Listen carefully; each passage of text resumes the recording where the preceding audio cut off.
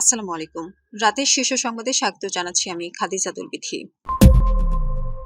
যানজট কমাতে রাজধানী ৩ বাস টার্মিনাল সরাতে প্রধানমন্ত্রীর নির্দেশ। ২,০০০ কোটি টাকা কমিয়ে সংশোধিত ও সম্পূরক বাজেট পেশ করলেন অর্থমন্ত্রী। দিল্লির ঘটনায় ভারতের ভারপ্রাপ্ত হাই কমিশনারকে তলব। মন্ত্রীর পেছনে আমরা টাকা নিয়ে ঘুরিনি, আদ্দিন কর্তৃপক্ষ। বেনজির আহমেদ কুখ্যাত সন্ত্রাসী, তার বিচার হতেই হবে, চিফ প্রসিকিউটর। নাফ নদী থেকে ৭ জেলেকে ধরে নিয়ে গেল আরাকান আর্মি। স্বাধীন গণমাধ্যম কমিশন গঠনে উদ্যোগ নিয়েছে সরকার, তথ্যমন্ত্রী। স্থানীয় নির্বাচন কবে ও আওয়ামী লীগের অংশগ্রহণ নিয়ে সংসদে রুমিন ফারহানার প্রশ্ন। জেনেভায় হচ্ছে ইরান যুক্তরাষ্ট্র চুক্তি সই, আয়োজক পাকিস্তান, শেহবাজ। যুক্তরাজ্যে ১৬-র কম বয়সীদের ফেসবুক টিকটক ব্যবহার নিষিদ্ধ। নেতানিয়াহুকে লাঠি ও পাথর মেরে বিতাড়নের ডাক সাবেক ইসরায়েলি প্রধানমন্ত্রীর। শুনছিলেন শিরোনাম, এবারে বিস্তারিত। রাজধানীর সড়কে শৃঙ্খলা ফিরিয়ে আনা এবং দীর্ঘদিনের যানজট সমস্যার সমাধানে রাজধানীর সায়েদাবাদ, গুলিস্তান ও মহাখালী বাস টার্মিনাল স্থানান্তরে নির্দেশ দিয়েছেন প্রধানমন্ত্রী তারেক রহমান। আজ সোমবার সকালে বাংলাদেশ সচিবালয়ের মন্ত্রী পরিষদ বিভাগের জনপ্রশাসন সভাকক্ষে অনুষ্ঠিত যানজট নিরসন ও ট্রাফিক ব্যবস্থাপনা আধুনিকায়ন বিষয়ক তৃতীয় দফার সভায় প্রধানমন্ত্রীর সঙ্গে বৈঠক শেষে সাংবাদিকদের তথ্য জানিয়েছেন ঢাকা মহানগরের ২ প্রশাসক। প্রধানমন্ত্রী তারেক রহমানের সভাপতিত্বে অনুষ্ঠিত বৈঠকে রাজধানী সহ দেশের বিভিন্ন অঞ্চলের যানজট পরিস্থিতি, ট্রাফিক ব্যবস্থাপনা এবং নগর পরিবহন ব্যবস্থার সংস্কার নিয়ে বিস্তারিত আলোচনা হয়। রাজধানীর গুরুত্বপূর্ণ প্রবেশপথ ও বাণিজ্যিক এলাকা অবস্থিত সায়েদাবাদ, গুলিস্তান এবং মহাখালী বাস টার্মিনাল দীর্ঘদিন ধরে যানজটের অন্যতম কারণ হিসেবে চিহ্নিত। এ কারণে নগরের ভেতর থেকে এসব টার্মিনাল পর্যায়ক্রমে সরিয়ে উপযোগ্য স্থানে স্থানান্তরের বিষয়ে প্রয়োজনীয় উদ্যোগ নিতে নির্দেশ দিয়েছেন প্রধানমন্ত্রী। সভায় স্বরাষ্ট্রমন্ত্রী সালাউদ্দিন আহমেদ, সড়ক পরিবহন ও সেতু মন্ত্রী শেখ রবিউল আলম সহ সংশ্লিষ্ট মন্ত্রণালয় ও সংস্থার ঊর্ধ্বতন কর্মকর্তারা উপস্থিত ছিলেন। জাতীয় সংসদে ২০২৫-২৬ অর্থ বছরের সংশোধিত ও সম্পূরক বাজেট পেশ করেছেন অর্থমন্ত্রী আমির খসরু মাহমুদ চৌধুরী। দেশের বর্তমান অর্থনৈতিক পরিস্থিতি পুনর্গঠন, মূল্যস্ফীতিজনিত চাপ মোকাবেলা এবং অপচয় রোধকে অগ্রাধিকার দিয়ে এই বাজেট পেশ করেন তিনি। সোমবার ত্রয়োদশ জাতীয় সংসদের দ্বিতীয় অধিবেশনের ৭ম দিনে ২০২৫-২৬ অর্থবছরের সংশোধিত সম্পূরক বাজেট উত্থাপন করেন অর্থমন্ত্রী। অর্থমন্ত্রী জানান, চলতি অর্থবছরে মূল বাজেটে সরকারের নিট ব্যয়ের প্রাক্কলন করা হয়েছিল ৭,৯০,০০০ কোটি টাকা। তবে নির্বাচন পরবর্তী সময়ে বার্ষিক উন্নয়ন কর্মসূচি বা এটিপি বাস্তবায়নের গতি কিছুটা মন্থর হওয়ায় সংশোধিত বাজেটে সরকারি ব্যয় ২,০০০ কোটি টাকা হ্রাস করে ৭,৮৮,০০০ কোটি টাকা নির্ধারণের প্রস্তাব করা হয়েছে। একই সঙ্গে সংশোধিত এই বাজেটে মোট ঘাটতির প্রস্তাব করা হয়েছে ২ লাখ কোটি টাকা, যা দেশের মোট জিডিপির ৩.৩% বলে জানান অর্থমন্ত্রী।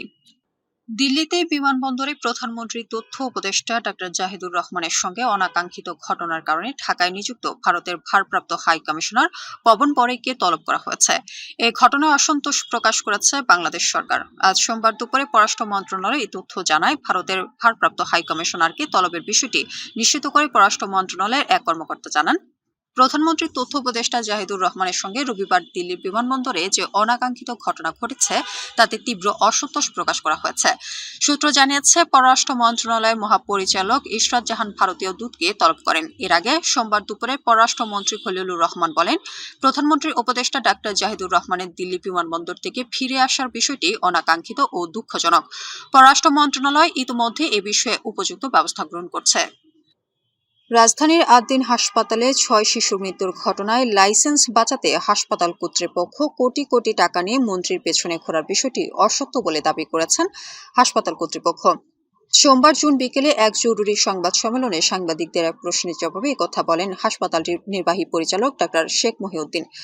স্বাস্থ্যমন্ত্রী আদ্দিন হাসপাতাল কর্তৃপক্ষ আমার পেছনে কোটি কোটি টাকা নিয়ে ঘুরছে এমন বক্তব্যের বিষয়ে ডাক্তার শেখ মহিউদ্দিন বলেন, একথা সত্য নয়। আমরা কেন টাকা নিয়ে ঘুরবো? আমাদের টাকা নিয়ে ঘোরার কোনো প্রশ্নই ওঠে না। তার পেছনে আমরা টাকা নিয়ে ঘুরেছি, এটা তাকেই প্রমাণ করতে হবে। ৬ নবজাতকের মৃত্যুর ঘটনায় আদ্দিন হাসপাতালের লাইসেন্স বাতিল প্রসঙ্গে গত শনিবার দুপুরে নরসিংদীর মনোহরীতে এক অনুষ্ঠানে স্বাস্থ্যমন্ত্রী সর্দার মোহাম্মদ শাখাওয়াত হোসেন বলেন, আদ্দিন হাসপাতাল কোটি কোটি টাকা নিয়ে আমার পেছনে ঘুরেছে। আল্লাহর রহমতে আর আপনাদের দোয়ায় টাকার প্রতি আমার কোনো লোভ হয়নি। সাবেক আইজিপি বেনজির আহমেদকে কুখ্যাত সন্ত্রাসী আখ্যা দিয়ে আন্তর্জাতিক অপরাধ ট্রাইব্যুনালে চিফ প্রসিকিউটর আমিনুল ইসলাম বলেছেন, তার বিচার হতেই হবে। বেনজির আহমেদকে দেশে ফিরিয়ে এনে বিচারের মুখোমুখি করতে ট্রাইব্যুনাল থেকে তার বিরুদ্ধে থাকা গ্রেফতারি পরোয়ানার নথি ইতিমধ্যে দুবাই সরকারকে পাঠানো হয়েছে। সোমবার আয়োজিত এক সংবাদ সম্মেলনে সাংবাদিকদের সামনে তিনি এসব তথ্য জানান।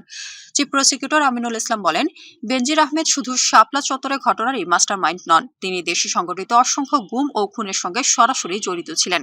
শাপলা চত্বরের ঘটনা এবং টেকনাফের একরাম হত্যা সহ বিভিন্ন গুরুতর অভিযোগে আন্তর্জাতিক অপরাধ ট্রাইব্যুনালে বর্তমানে তার বিরুদ্ধে প্রায় 10টি মামলার তদন্ত চলছে।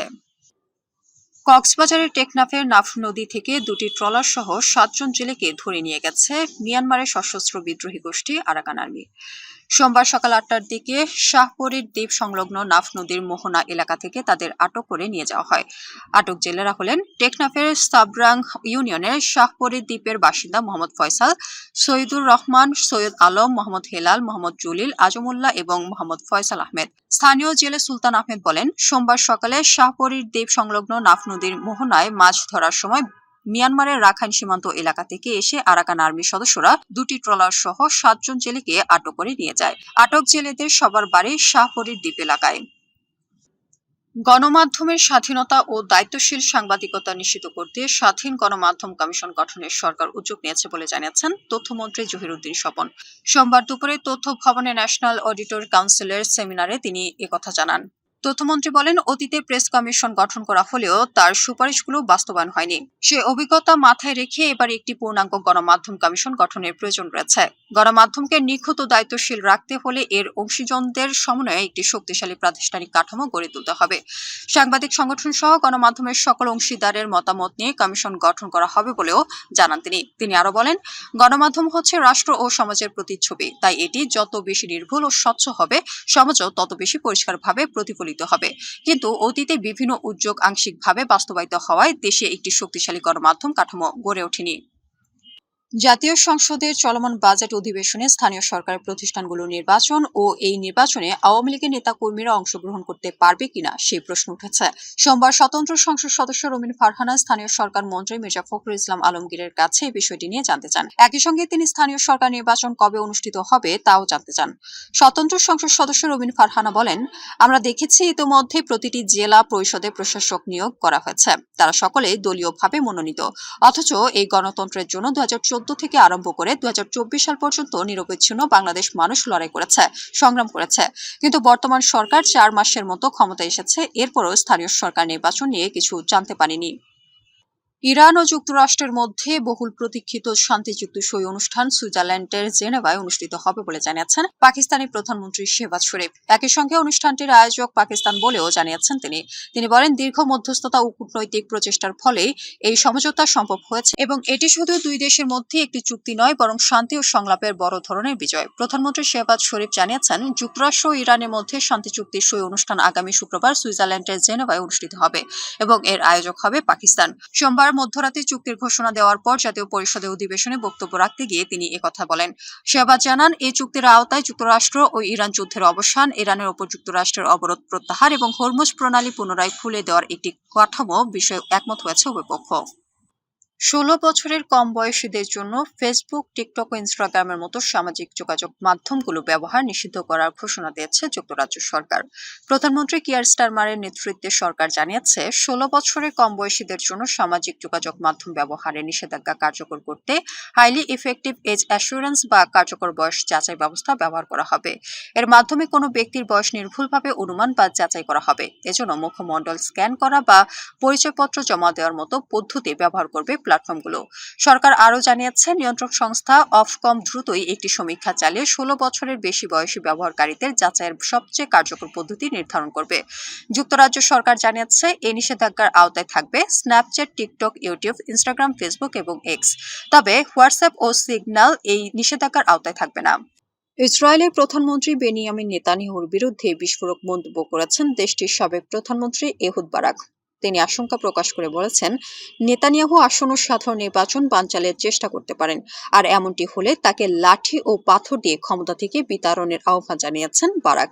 তার এই মন্তব্য ঘিরে ইসরায়েলের রাজনৈতিক অঙ্গনে নতুন বিতর্ক শুরু হয়েছে। বার্তা সংস্থা আনাদুল বলছে, প্রধানমন্ত্রী বেনিয়ামিন নেতানিয়াহু যদি আসন্ন সাধারণ নির্বাচন বানচালের চেষ্টা করেন তাহলে তাকে লাঠি ও পাথর মেরে ক্ষমতা থেকে সরিয়ে দিতে হবে বলে দেশটির সাবেক প্রধানমন্ত্রী এহুদ বারাক মন্তব্য করেছেন। রোববার ইসরায়েলের রাষ্ট্রীয় সম্প্রচার মাধ্যম কানকে দেয়া এক সাক্ষাৎকারে তিনি এই মন্তব্য করেন। 1999 থেকে 2001 সাল পর্যন্ত ইসরায়েলের প্রধানমন্ত্রী হিসেবে দায়িত্ব পালন করা বারাক বলেন, আমার আশঙ্কা নেতানিয়াহু নির্বাচন বানচালের চেষ্টা করতে পারেন এবং তিনি খুব সহজেই তা করতে পারবেন। আমাদের আগামীকাল দুপুরের সংবাদ দেখার আমন্ত্রণ জানিয়ে এখনকার মতো বিদায় নিচ্ছি। দর্শক, ভিডিওটি শেষ পর্যন্ত দেখার জন্য আপনাকে অসংখ্য ধন্যবাদ। নিত্য নতুন সংবাদ পেতে আমাদের ইউটিউব চ্যানেল সাবস্ক্রাইব করুন ও নিয়মিত নোটিফিকেশন পেতে বেল বাটনে ক্লিক করুন এবং আমাদের ফেসবুক পেজটি লাইক করুন। এছাড়াও আমাদের ভিডিওতে লাইক দিয়ে শেয়ার করুন। আল্লাহ হাফিজ।